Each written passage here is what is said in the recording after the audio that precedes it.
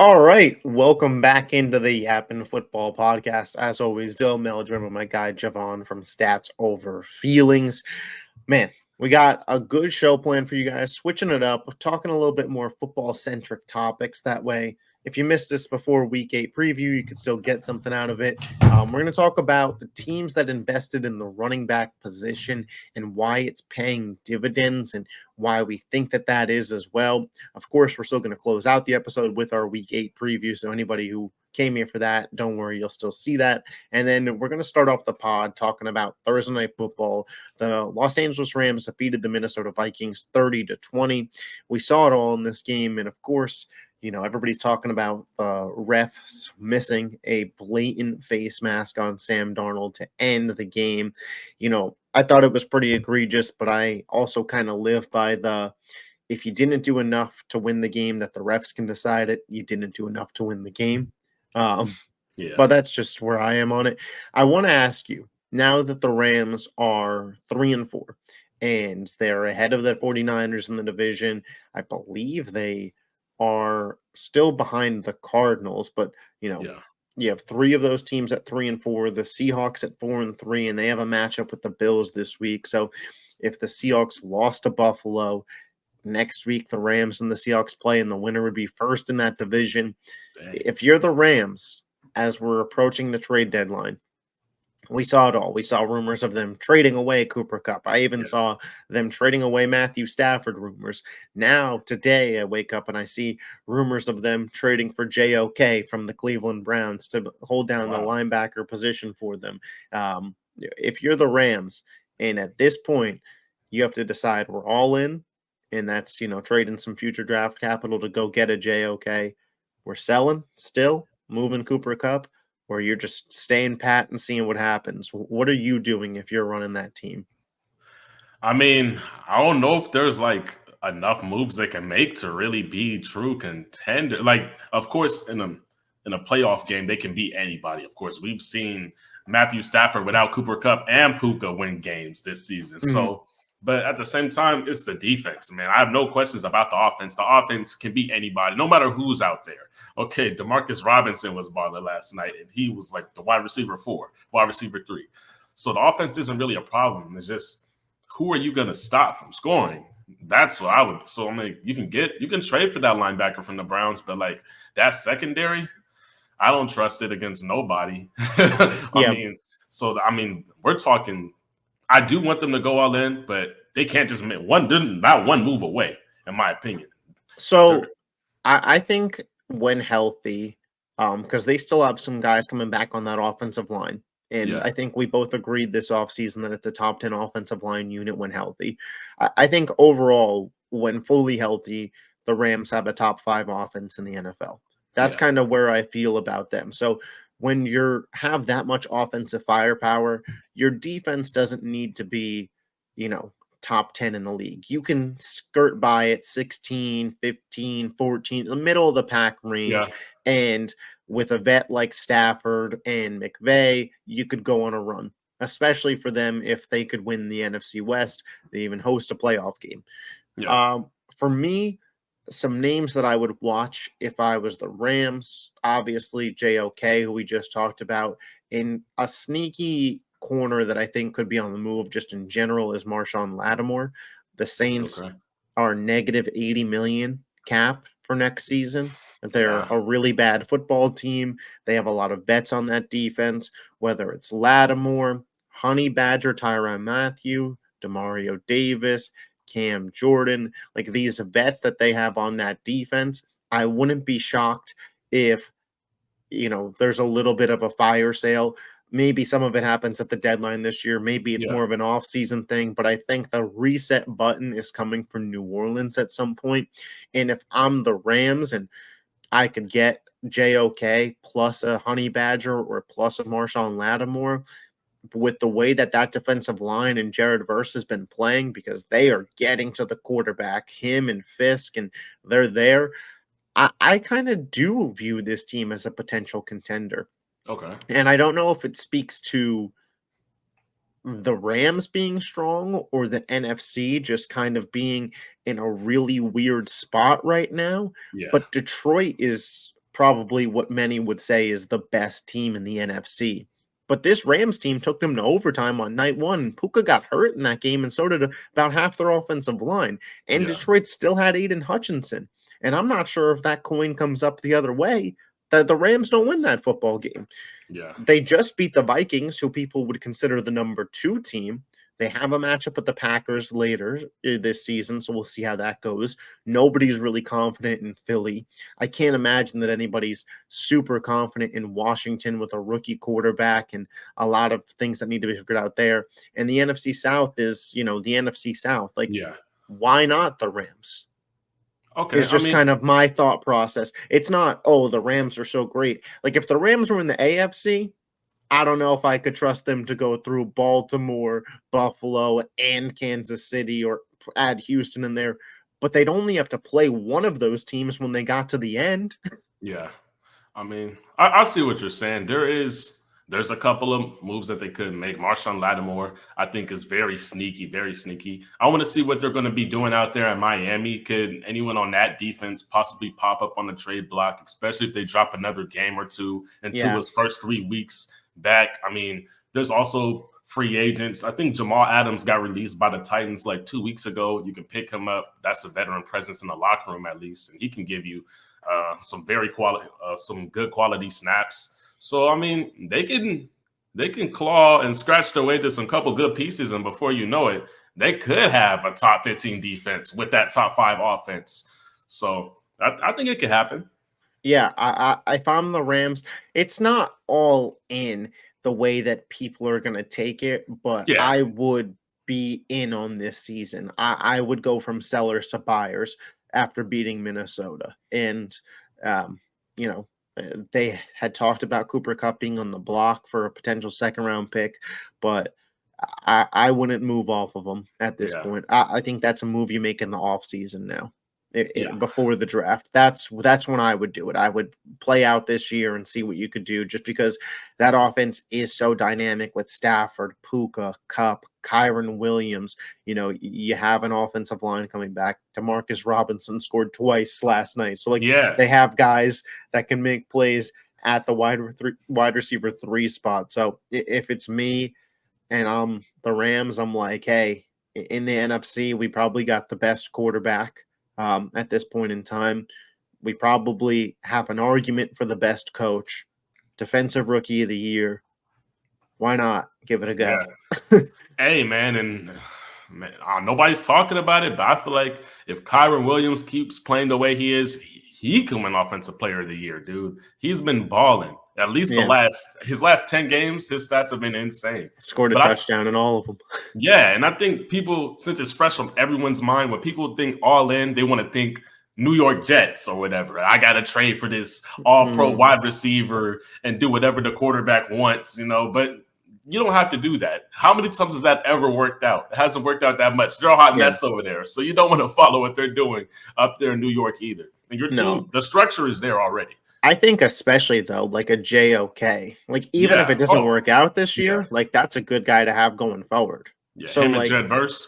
That's what I mean. Like, those are, like, it's an in move for this year, but it's also an in move for your future. So that's like a perfect guy for the Rams to go get. But the meat and potatoes of this episode, or podcast, however you want to talk about it, paying the running back, man. We talked about this offseason, and there were a lot of teams that were in on paying the running back, and there were a lot of teams that were out. The Bengals, the Cowboys, they were like, we're punting the running back position. And so far, through 7 weeks of the NFL season, going into week 8 here, every single team that paid the running back at a high level, I think, is very happy with their return. The teams that I have written down are Ravens paid Derrick Henry, Eagles paid Saquon Barkley, Texans paid Joe Mixon, Packers paid Josh Jacobs, and Vikings paid Aaron Jones. I don't think there was anybody that I missed there that paid a high-level running back. Oh, not high level, but one move that nobody really talks about is DeAndre Swift on the Lions, Eagles, and the Bears. He's made a big impact on every single team he's went to. And we don't view DeAndre Swift as a top 10 running back either. So No, but yeah, also, like, I mean, the Bears are seeing pretty instant success as well. I mean, they're 4-2, but paying the running back was obviously the correct move. When you look at the Baltimore Ravens paying Derrick Henry, I think that's the most undisputable one. They have the best offense in the NFL. He's clear cut the offensive player of the year right now, in my opinion. You mentioned Kyron competing, and if Derrick Henry regresses a little bit and has a couple off weeks, I think maybe it could be a conversation. But at this point in time, it has to be Derrick Henry. yeah. Just, this is exactly what it looked like on paper of it. Let's take this rushing offense that was number one last year with Gus Edwards and guys and Yeah. replace that with Derrick Henry. And how's that going to look? And the answer is exactly how you think it would look. It has Yeah. been absolutely insane this year. The Eagles, what do we need in this backfield? Well, we have DeAndre Swift, but we're not confident in big spots we could run the ball. Let's go get Saquon Barkley, which I know makes the Giants fans and Giants owners sick to his stomach. The Yeah. Houston Texans, what was their big flaw in the playoffs last year? Uber one-dimensional. They played Baltimore, and Baltimore said, we're going to bracket Nico Collins, and you can't run the ball anyways. What do you got? And the answer was a whole lot of nothing. The Green Bay Packers had Aaron Jones, but they were worried about the regular season success because he hasn't been able to stay fully healthy.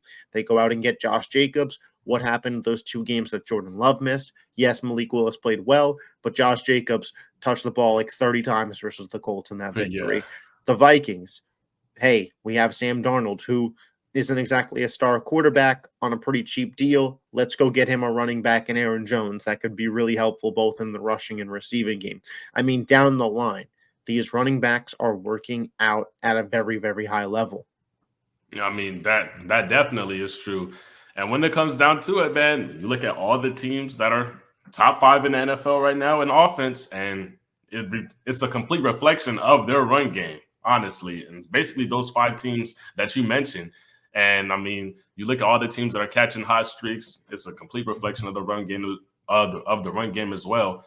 But more importantly, I want to see, like, for the Eagles, imagine what their record would be if they had DeAndre Swift right now. Do you think they would have the record that they have? I don't think so. It's been Saquon that's been really keeping their team, above ground right now until Jalen Hurts can, gain his feet back and he actually starts throwing for over 300 yards like he was a couple of years ago when they went to the Super Bowl. Yeah. No, for sure. And I think the biggest thing here as to why, we knew eventually at some point the market was going to switch back because, for a while when we were growing up, it was the running back. That's the guy on the team. That's the main weapon. And that shifted as the NFL became more of a passing league and rules changed, etc. And it's now the star wide receiver. That's who you want to pay. And now running backs are just so cheap, man. We've talked about this to a wide extent, and I hope he gets well and I hope he gets healthy. But you compare giving Brandon Ayuk $30 million a year to the Eagles giving Saquon Barkley $13 million a year. And that was overpay, apparently. And that was the high end running back contract. Yeah. I don't even know if Derrick Henry cracked 10 million average. It was 8, I believe 8.3 or something like that. So this is what I mean. Like, and he's going to be the potential offensive player of the year. Meanwhile, there's probably 40 wide receivers minimum that are making more than Derrick Henry this year. The Texans, what happened? The Bengals weren't willing to pay Joe Mixon this year. Texans, we'll take that. We'll pay him. Josh Jacobs, the Packers are like, we'll pay him. And some of that is, for those 2 teams, a luxury of not paying Jordan Love or CJ Stroud on the books yet this year. And for the Vikings, they have a cheaper quarterback. But for the Ravens and Eagles, those 2 teams got expensive quarterbacks. So it's not just, we have the money because we're not paying the quarterback. It's these teams valued the running back position.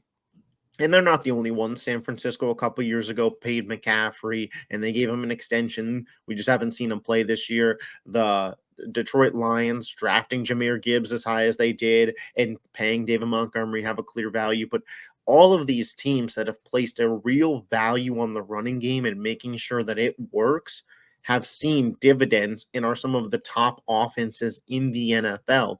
And I don't see how when we get to December and January and cold football, how it's going to get worse. In fact, I think it becomes even more impactful to have a Derrick Henry. Like, good luck tackling Derrick Henry when it's Yeah. 5 degrees in Baltimore. For the Packers, Josh Jacobs out there, good luck wanting to tackle him, 20, 25 times a game. Joe Mixon, we've seen him. I know that the Packers beat the Texans, but look at that game. Why were Yeah. the Texans even in a game at the very end that CJ Stroud threw for less than 100 yards? Well, it's because they have a real run game, and Joe Mixon carried them to be in that game. Last year's Texans with Singletary, or whoever you want to say, get absolutely rocked and blown out without Nico Collins on the field. Joe Mixon keeps them afloat. The Eagles, you just mentioned it, but the game versus New Orleans that Philadelphia won without A.J. Brown and where Devonta Smith got concussed, I don't know if they win that game without Saquon Barkley.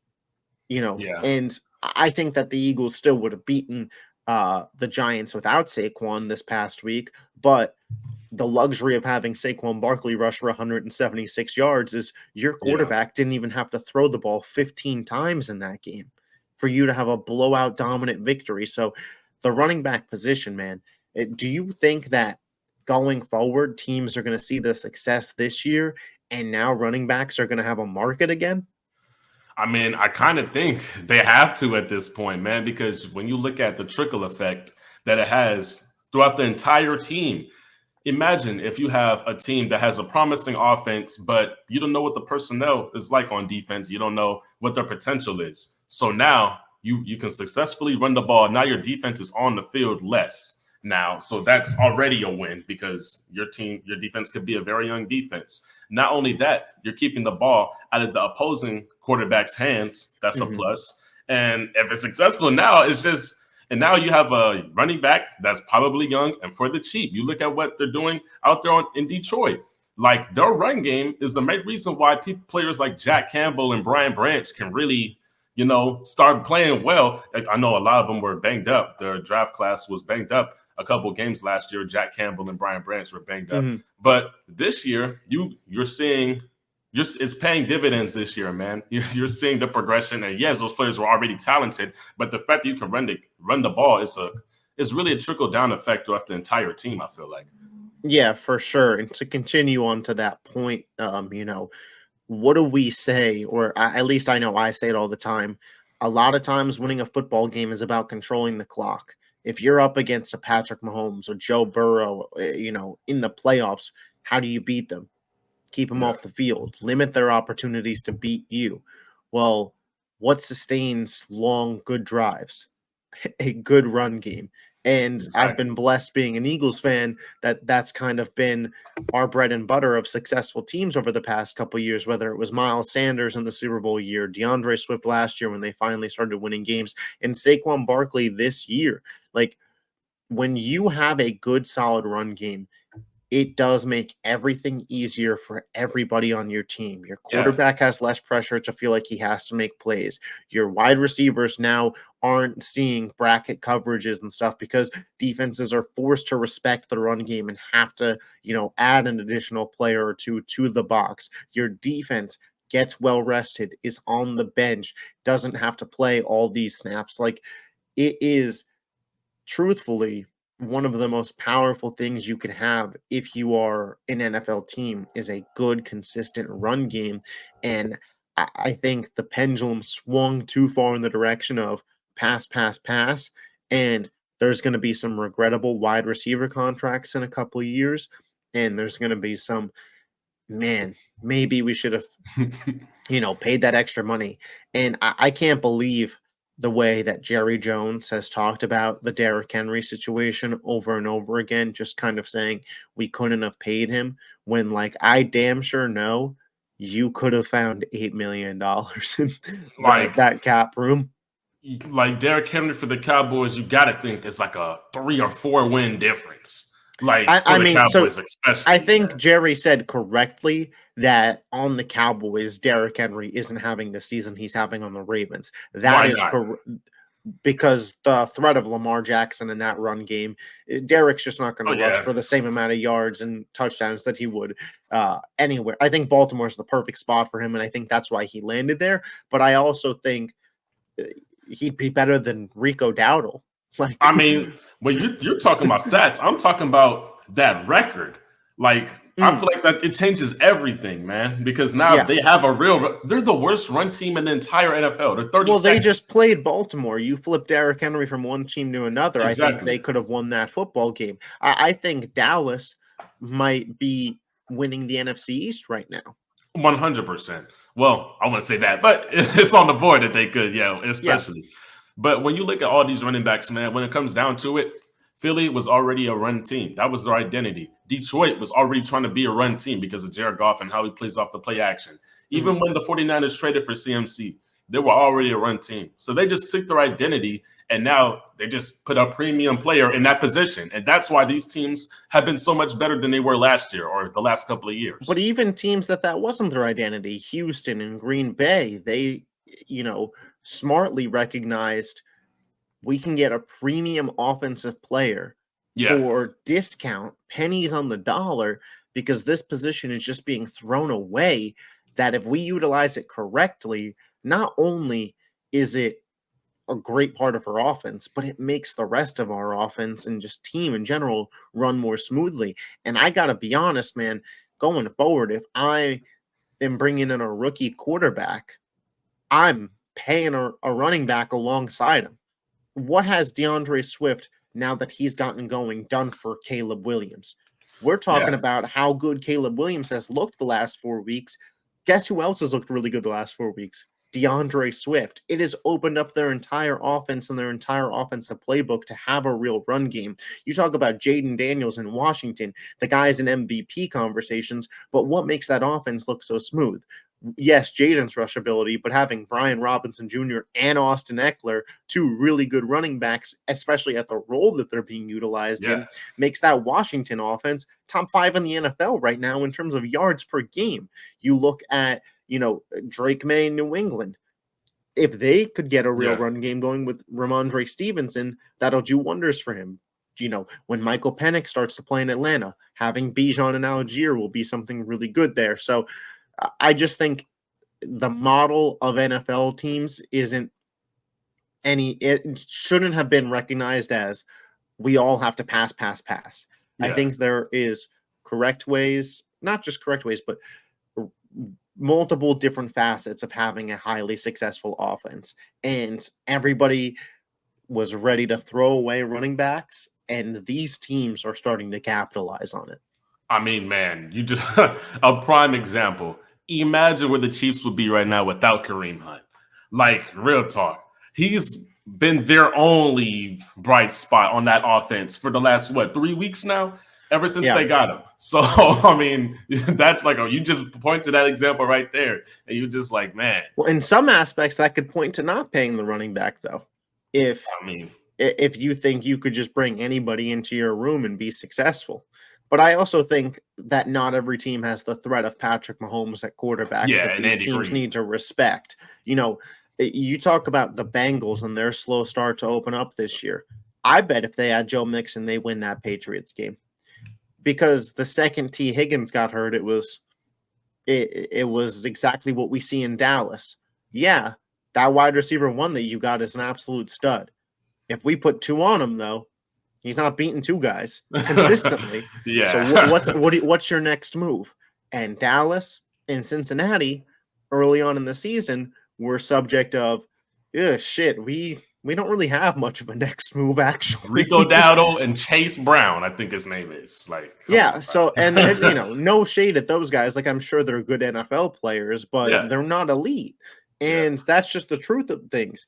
If you had Joe Mixon still on the Bengals, week 1 versus the Patriots, I bet they win, considering what we've seen this Patriots team to truly be. If you had Derrick Henry or Josh Jacobs or Aaron Jones or Saquon Barkley in a Cowboys uniform, they're probably winning a lot more of those games than they're losing. Yeah. And it's just a regrettable decision by some of these teams to just say we're not paying the running back position. I think that they are going to look back and go, damn, we should have paid those running backs. Yeah. I mean, I kind of have one more thing. So I Mhm. do think part of the reason why these running backs are kind of like a Josh Jacobs and a Joe Mixon and Aaron Jones are playing so much better is because on the teams that they were currently on, maybe they just didn't suit the team that they were on. Joe Mixon, maybe the Bengals truly thought if we throw the ball 50 times a game with Joe Burrow, we'll have a better shot at winning than giving Joe Mixon 15 to 20 carries a game. Because let's be honest, he was only averaging like 10, 11 carries a game on the Bengals, Joe Mixon. I mean, Mhm. Aaron Jones, towards the end of the season, that was the Jordan Love show, man. Yeah, let's I mean, let's be those honest. playoff games, though, Aaron Yeah, Jones balled out. yeah. I mean the playoffs, but during the regular season, Aaron Jones was kind of I just pedestrian. I think they went from Jones to Jacobs just due to Yeah, injury, and and Jacobs more so fits their timeline. yeah, and for Josh Jacobs, yeah, he was a little bit cheap. But part of the reason we're saying Josh Jacobs has been so amazing this season is because Jordan Love got hurt, and they've kind of had to force carries upon Josh Jacobs now. Mhm. So I mean, that just in his favor, you know. So maybe, and he was on the Raiders before. So but these I players just weren't really getting utilized on their former teams, regardless. That's all I'm saying. I think having somebody you could confidently go to on 3rd down and 2, though, Yeah, means a lot, and I think, we saw it in the AFC Championship last year. Baltimore, why did they go away from the run game? Because they said, "Are we gonna die on the hill of letting Gus Edwards determine our outcome or yeah, Lamar Jackson?" And they picked Lamar Jackson. smartly. This maybe we don't know how the other Well, option would have played out yeah. because they were the best run offense in the NFL, but this year, I think it's impossible for them to have that same outcome. I'm not saying that they'll beat the Chiefs. The Chiefs could beat them in a Yeah, playoff game again, but it won't be because they gave Derrick Henry 4 touches in that game. I mean, the last Ravens game, we saw them play, and there was like one or two drives completed where Derrick Henry wasn't even on the field, and we're like, "Is he healthy? Is he hurt?" The I, commentators are like, "He's fine," you so know. yeah, that was, and I think I besides Ravens fans, I think I watch more Ravens football than most just Yeah, because for fantasy implications. Uh, Derrick Henry's not their 2-minute drill back. It's been Justice Hill all season. yeah, And that is true. when Joe Buck's like, "Where's Derrick Henry?" He's on the sideline, his helmet's off, and I'm like, "Yeah, dude, because he doesn't play on these 2-minute drives." Like, Yeah, it and was like, all Justice Hill. but like my thing is like, and like I'm not trying to be like an asshole to Joe Buck or whatever, but like it's your job to know. that, It's yeah, like that is your job, is to yeah, watch football and know what the team's game plans are before you come in. Like, you get exclusive interviews with these teams up to the week, that way your commentary can be better. I don't have that kind of access, and yeah, I know through 7 weeks that Justice Hill is their 2-minute drill back. There's nothing wrong with Derrick Henry. The game plan just in the first half, the ball didn't go to him. Obviously, we yeah. saw in the second half that things shifted and Derrick had a fine game and almost had 200 rushing yards. Yeah, I mean, there was a couple third and short situations in that 2 minute drill where I'm like, man, I know Justice Hill is like the catching back or whatever, but Yeah. you can't put in Derek, But it does Yeah. make sense though. The Ravens thing with him, and I think it's smart because he is, I believe, 31, 32. They try and limit his touches. It's not like a snap count, but Yeah, they don't, on those 3rd and 2s in the 2-minute drill where they have Lamar and Justice Hill, they're like, no need yeah, to force Derek out there and take extra hits, and they view that as adding up throughout the season, that it'll probably work out for them. And hey, you can't deny the results so far. yeah. So I mean, all of his carries are quality carries, man. Like he hardly ever gets stopped for like a 3 yard gain. Like these are all 6, 7 yards a pop. So that definitely does make sense. yeah, for sure. Um, so we want to get into the week 8 preview here. We're going to start with my Eagles versus the Cincinnati Bengals. I do think that this game is going to kind of be a telltale of where both of these teams are actually at. Yeah, Um, the Eagles are 4-2, but they were 2-2 going to the bye, and now they've beaten the Browns and the Giants, and people are kind of unsure of, are the Eagles actually a good football team, or did they just run into the 2 worst football teams in the NFL and picked up some easy wins? And then the Cincinnati Bengals, they obviously had a disaster start to the year, but they're 1 win away here in this game from being back to a 500 football team. yeah, And the most interesting aspect of this game, I think, is the Bengals offense versus the Eagles defense, because the Bengals offense has kind of been top 5 over the last 3 or 4 weeks, especially in terms of that passing attack once T. Higgins got right. And the Eagles defense hasn't allowed an offensive touchdown since the bye week. Obviously, again, they played the Browns and the Giants, but did their job pretty damn well. And Quinyon Mitchell looks like he's a top 10 cornerback in football, and I'll die on that hill. And the Eagles defense also has more sacks than points allowed in the last 2 weeks, 13 to 12. Like, I get it. I'm the Eagles fan out here that is, talking about my team, but what more do you want? Like, I get it, they're playing the Browns and Giants, but they are dominating the Browns and Giants. Like, that is what a good team would do. If the Chiefs did that, we'd just be like, oh, look at the Chiefs, they're so great. I think there's a little bit of doubt and shade over the Eagles' performance because of how they ended last year and because they were a little 50-50 to start this year, which I do understand. But I think when we're looking at it objectively, once the Eagles are healthy with A.J. Brown, Devonta Smith, Saquon Barkley out there, and again, they're sustaining drives and giving that defense a little bit more rest, I think this team looks like a playoff team, no doubt. I think Cincinnati also looks like a playoff team, no doubt, with T. Higgins out there. So, if one team blows out the other team, I don't necessarily think that it's that other team is bad. I think maybe it's the team that blew out the other team might be a legit Super Bowl threat. Time to start putting them on the radar. I don't think there's a chance that the Bengals blow out the Eagles. I just don't. I don't think so either. Yeah, I just don't see it. I think there's a shot that the Eagles can blow out the Bengals because of the Bengals defense. Because of the Bengals defense, and the Bengals also can't stop the run game. They have like a 3-headed monster over there with Smith, AJ, and Saquon, and then we're gonna see how good the Eagles defense is against T. Higgins and Jamar Chase. I mean, what better test can you really have? There's not too many better tests in the NFL. It might be the best wide receiver duo in the NFL. Yeah, you can make the case. Yeah, it's not too many better. So we're gonna see if Quinyon Mitchell's the truth. I mean, when it comes to the Bengals defense, I mean, I don't really trust them at all. But honestly, and the Bengals defense also can't stop the run. So it's when it comes to the game plan for this game for Philly, I think it's got to be pretty simple. And, I think it's going to lead to people still questioning Jalen Hurts, but the Bengals defense, that's the weakness. Bengals offense, that's the strength. All right, what do? Let's have lengthy drives. Let's run the ball. Let's milk that clock, and let's give Joe Burrow as least opportunities as possible to beat us. And let's go out there and score touchdowns on a defense that can't stop a nosebleed. Like, that's got to be the game plan. A healthy dose of Saquon, some passes when you need it. And, it can lead to questions about Jalen Hurts all season if that's the case, and we won't truly know until Jalen is really forced in a situation where he needs to make plays. But if you're the Eagles and you could win games playing that way, why would you not?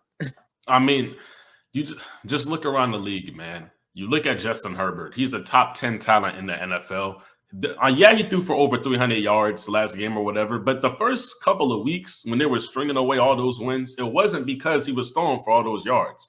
It's because you know what your talent is at quarterback, and you're just choosing, I want to win this game. If we do this, we'll win the game. That's what made Bill Belichick so special. Yeah, on defense, he was amazing or whatever. He was a very good defensive coach.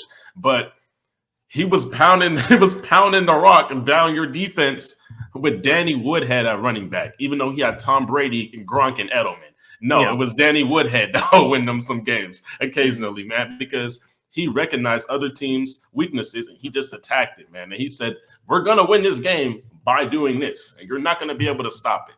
So if the Eagles can do that, there should be no reason why they shouldn't win this game. Yeah, and, the Bengals haven't been able to stop the run all year long. We've seen Ramondre Stevenson to Derrick Henry dominate them through and through.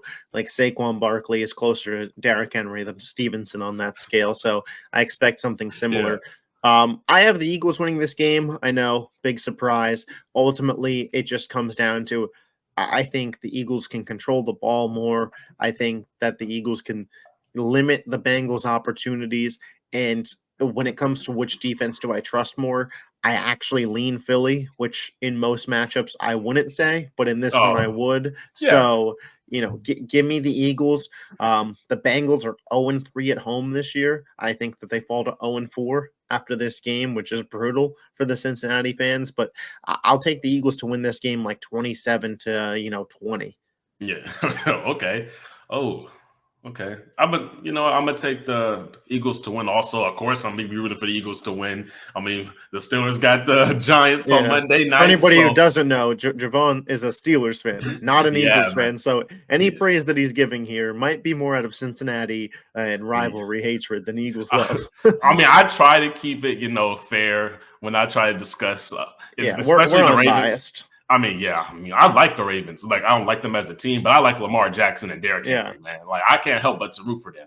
So, because they're amazing players. But I do hope that the Bengals lose because the closer they get to 500, the closer they get to us. And I don't want that. I don't want the Bengals in the playoffs either. I don't think anybody does. Yeah, that is a scary team to face. And, we talked earlier about the Rams potentially being buyers at the deadline for defense. Man, Cincinnati needs to be buyers at the deadline for defense. I don't know who they Who? could get. It doesn't matter. They Whoever need they help can. everywhere. Yeah, I mean, I mean, seriously, anybody. dude, like whoever they could get, by all means, line up and start going to get them. It's disrespectful. I'm just I'm just Whoever they being can get. honest. It's just being honest. This game I didn't put on the note sheet, but I do want to talk about it briefly and just kind of get your thoughts on it. The Falcons versus Buccaneers. The second time these two have played this year. This game is in Tampa. The Falcons won the first matchup. Both of these teams are 4-3. Atlanta is 3-0 in division play this year. The Buccaneers lost Mike Evans for this game. He's going to be out for about a month, and Chris Godwin's done for the year. If Atlanta wins this game, they're only technically at that point one game up on Tampa, but 2-0 versus them, 4-0 in the division. Like, this isn't a must-win game for Tampa. I won't call it that, but if you lose this game, you're in a rough spot because you can't even tie the Falcons at that point for the division. You have to beat them. So you're really not Yeah. one game back. You're really 2 games back at that point if you lose this game. Do you think that Tampa can pull this out? Bucky Irving's banged up. Mike Evans is going to miss the game. Godwin's out. You're relying on K-Dot and Trey Palmer, Jalen McMillan, and Rashad White versus And a team that Sterling just Shepard or something. yeah, Yeah. and versus a Falcons team where the last time they played you, Kirk Cousins broke the franchise record for passing yards, and on Monday, Baltimore hung 40-something on you. What was it, 500 yards or something? It was crazy. Yeah. It was something crazy. But I mean, at the end of the day, I've seen Baker Mayfield win games with less. So I can't say it would surprise me, but Jesus, man, I just don't think they can. I don't think they're gonna win it, bro. Like, it'll take a massive choke job from the Falcons to blow this game. I'm gonna be honest. I've seen a massive choke job from the Falcons previously. I mean, yeah, yo, chill. Kirk Cousins too. Shit. Well, Kirk Cousins also less in big combat. Not a primetime game though. 1 o'clock game on a Sunday, so I'm sure. Yeah. Also, primetime Kirk isn't. I don't know. Statistically, it's not really a thing. It's more of a meme at this point. Yeah. I also think the Falcons win this game, man. I hate to see it for Tampa because I really like Baker and I really liked what they were doing over there, but I just think the deck is a little too stacked against them as we head into this weekend. But I wanted to get your quick thoughts on that. Another division game that actually is really quite interesting is Colts versus Texans. The Colts are 4-3 after just kind of battling and a little under the radar. The Texans are 5-2. The Texans beat the Colts in week 1 of this year. The Colts get back Jonathan Taylor this week. It looks like he's been practicing. Finally. The Texans still without Nico Collins, and we saw that offense looked a little suspect versus Green Bay. Now, obviously, Green Bay's defense is way, way better than the Colts. Yeah. But, if the Colts were to mess around and win this game, both teams are 5-3, and they're 1-1 against each other. The Colts kind of under the radar might be one of those playoff teams out in the AFC. I don't even know how to feel about them, man, because of their quarterback situation. Like, you don't know which AR you're going to get week to week. He could have 11 completions and 300 yards. We don't know. He could have 11 completions, 89 yards. You wouldn't be surprised. He can have 11 completions for 275. You'd be like, oh, yeah, he was slinging that. Is he going to throw 3 touchdowns or 3 interceptions? Who knows? Yeah, it's like it's incredible. I don't know how to feel about the Colts because of that. Their defense is coming along. It's coming along, you could say. But I mean, the run game, Trey Sermon has stepped in. He's been pretty solid. I mean, now they're back to Jonathan Taylor, though. Yeah, it looks like, which is a huge, like, great move for them. Yeah. Pittman looks like he's going to play in this game. They have downs. Like, they're a healthy team. But like we've said this about a couple teams now. The defense is at best middle of the pack, which means your offense needs to be consistently good for you to be a good team. And it's just not. Cincinnati, bad defense. I mean, they're not even middle of the pack. They're bad. Yeah. But here they are, potentially about to be 500. The Rams, defense is middle of the pack coming along. But that offense, when guys are healthy, you trust them. Yeah. Colts, even healthy, can't even trust them. I mean, and it's shocking that they're kind of as good as they are now, but that just goes to their coaching, man. It shows how far coaching can take you. But at the end of the day, the Texans need to take care of business. And I think everyone expects them to do the same. Do you trust them to bounce back? Obviously, CJ Stroud had a pretty disasterful week, didn't even reach 100 passing yards versus the Packers. Joe Mixon was solid, but Tank Dell had 0 yards, and Stephon Diggs got clamped up by Jair. Obviously, the Colts don't have the same personnel that the Packers do.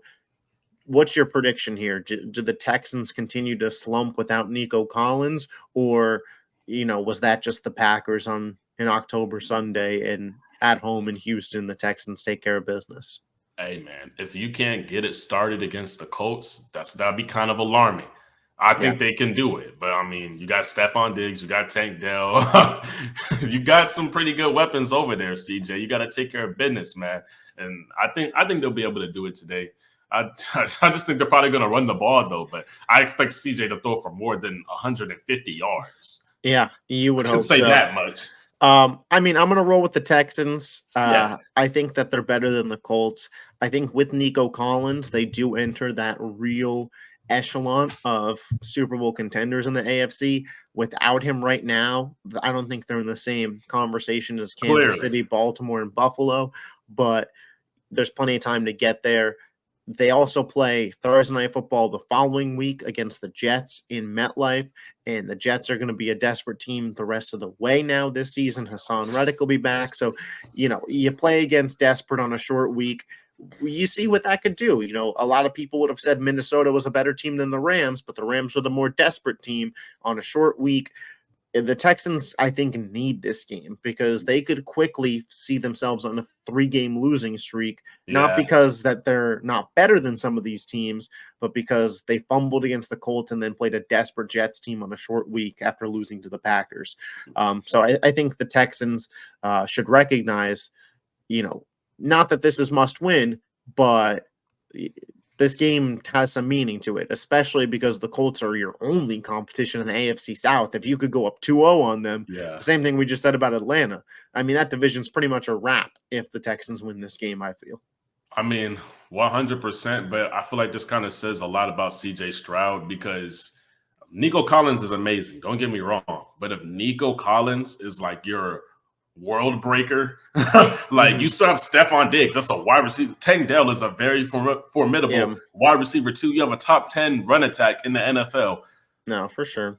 There should be no reason you're dropping 3 games. See, that's CJ Stroud. That defense isn't trash. Derek Stingley is hooping this year. Oh no, I agree. And if it happens, we'll have to have a conversation about it. But it's like a slippery slope. It's like a sophomore slump is real. So we'll see. The Buffalo Bills take on the Seattle Seahawks. This isn't a huge game for Buffalo. I'll be interested to see what we see another week of Amari Cooper.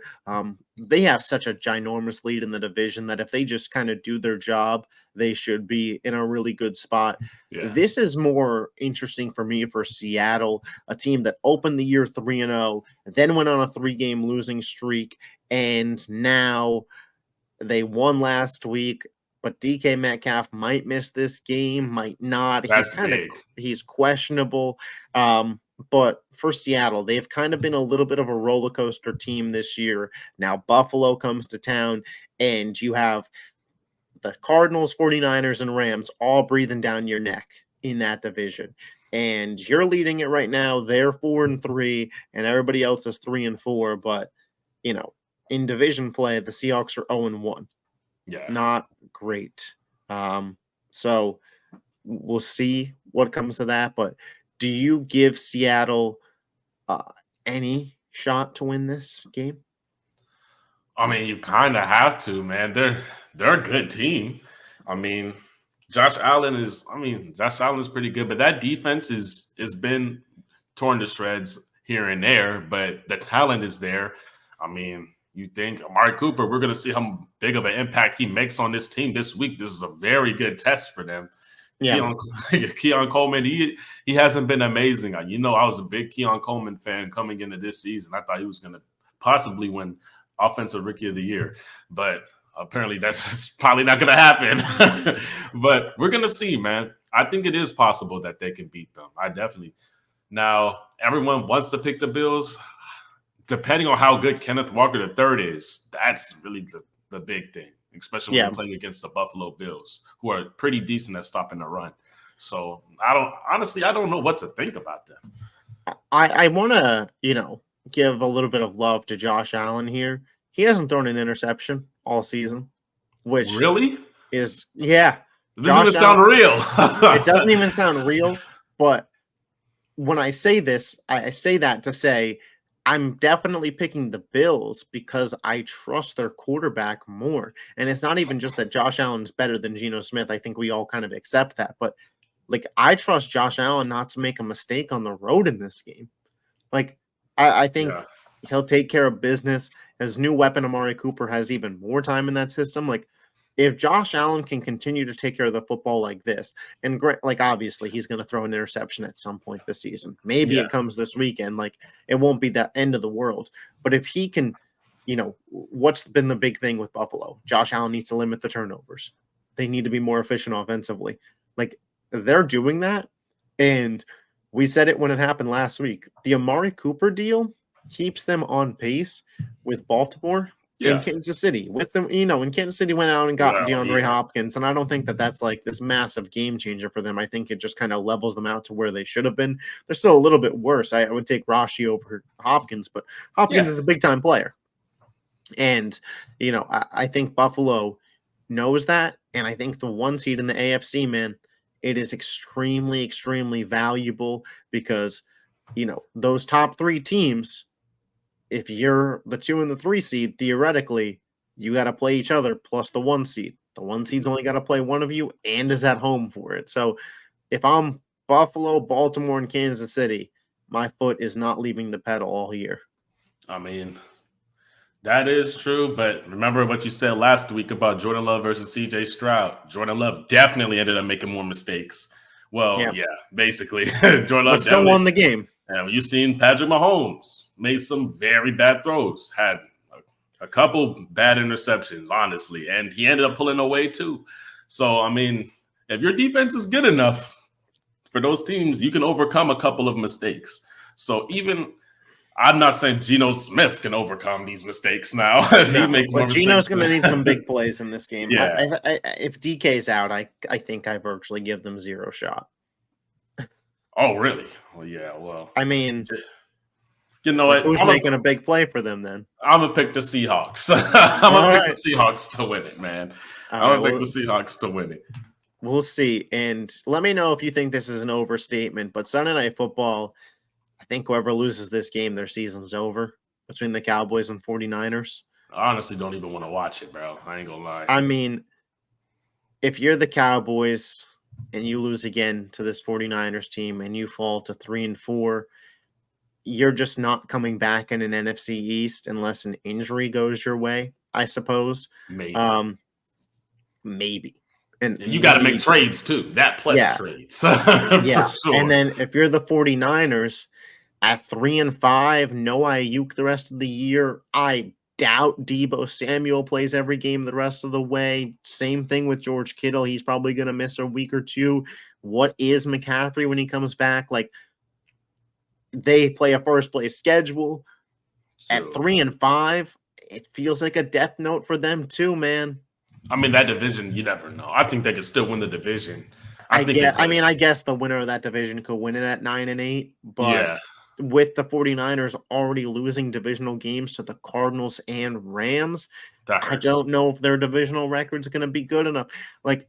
And I say this to say their season's over, not in the sense that maybe they sneak into the playoffs, but I won't look at the winner of this game as having any shot to win the Super Bowl, and that's what you're playing for. Or, excuse me, I won't look at the loser of this game having any shot to win the Super Bowl, and that's what you play for. If the 49ers could win this game, get up out of here 4-4, coast to 500, McCaffrey comes back, and the team looks good, the rest of the way, and they get into the playoffs at an 11-12 win team, probably more so 11, I could look at them and be like, you know what? They got the experience, still overall a really good roster. They could make a run.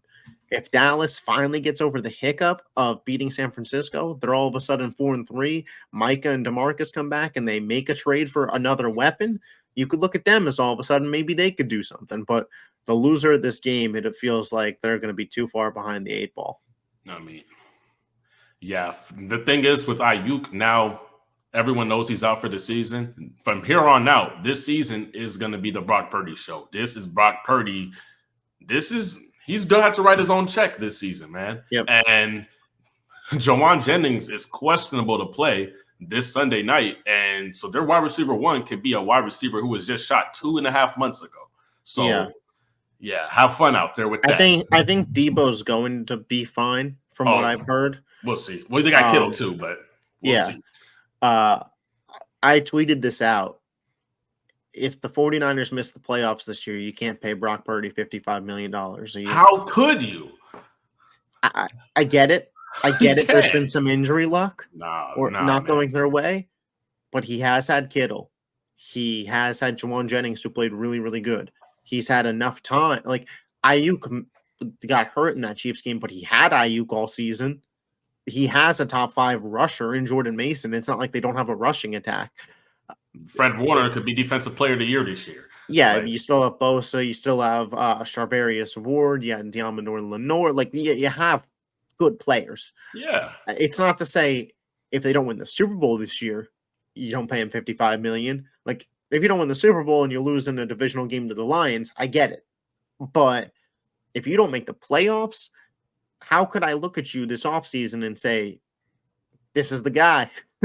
Especially when San Francisco has had success with guys who are just guys, with Jimmy Garoppolo, who his career ended when he left there. But when he was there, he was in the Super Bowl. Like, there's no reason to invest that kind of money into the quarterback position then if you can't depend on this guy to lead you to the playoffs when circumstances go wrong. And, he still has a year left on his rookie deal after this year. Exactly. Play it out another year. Exactly.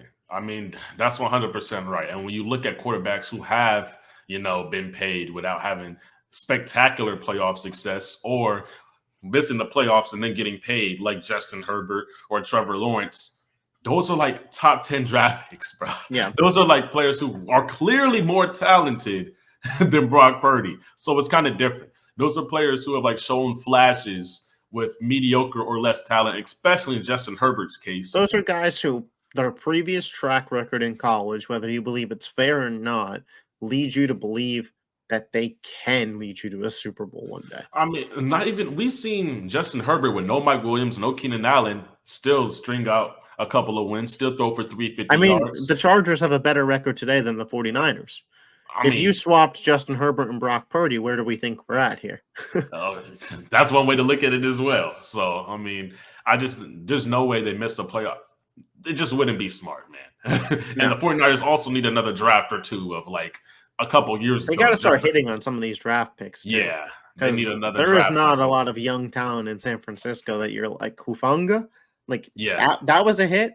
definitely. We'll see about Ricky Pearsall. We'll see. You That know, might be horrible. got to give him a real opportunity. But I didn't love the pick when they made it. I thought there were some other wide receivers that were on the board that were better. But Cowboys Niners Sunday Night Football. I'm rolling with the Niners. I don't think the Cowboys' run defense is there. I think the Niners are able to control the clock with Jordan Mason and how good he's been. George Kittle and Deebo Samuel make enough plays, and the coverage on again. The problem that we talked about for the Cowboys is their offense is too Dak and CD dependent. Everybody knows exactly what you're doing, and they don't have, if Jalen Tolbert and Jake Ferguson beat us, so be it. Yeah. I don't think that they could beat the 49ers, truthfully. I mean, there's no way I'm going to pick the Cowboys, man. I think their season ends Sunday night. I ain't going to lie. The 49ers, if you lose this game, no way. I mean, it'll, no matter what, it'll be a successful hate watch for me.